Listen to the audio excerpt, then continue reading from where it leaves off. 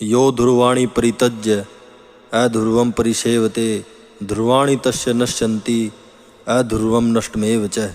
अर्थात जो हाथ में आए निश्चित पदार्थों को छोड़कर अनिश्चित पदार्थों के पीछे भागता है, उसे अनिश्चित का मिलना तो दूर रहा, उसके निश्चित भी नष्ट हो जाते हैं। कुछ लोग जो वर्तमान में उपलब्ध है और जिसका मिलना सहज है, उसे त्याग कर और अधिक पाने के चक्कर में रहते हैं। वह वर्तमान में सहज उपलब्ध से भी हाथ धो बैठते हैं। यह असंतोष का परिणाम है। असंतोषी व्यक्ति कभी सुखी नहीं रह सकता। वह सदा भटकता ही रहता है। उसकी आशाएं सदा सिर उठाए खड़ी रहती हैं। इस विषय पर एक घटना याद आती है। इसके द्वारा हम आपको समझाने की कोशिश करेंगे।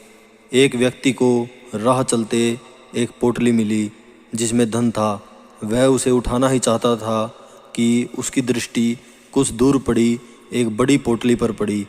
उसने सोचा उस बड़ी पोटली में अधिक धन होगा।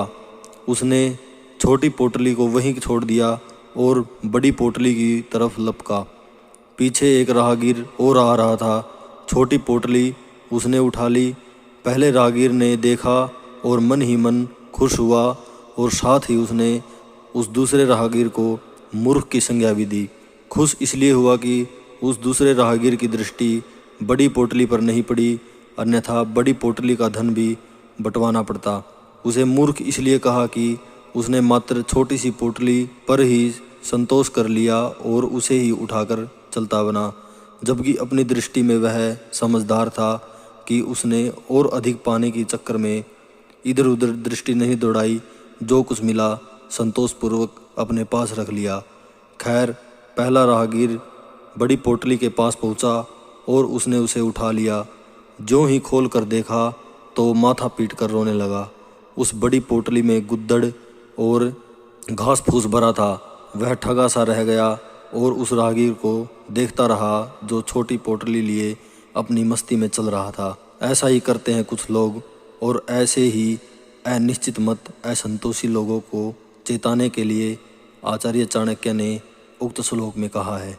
अतः आज जो कुछ भी सहज उपलब्ध है उसे प्राप्त करो। कल और अधिक पाने की लालसा में आज जो कुछ मिल रहा है उसे छोड़ना मूर्खता है, क्योंकि एक बार जिसे छोड़ दिया वह दोबारा नहीं मिलता।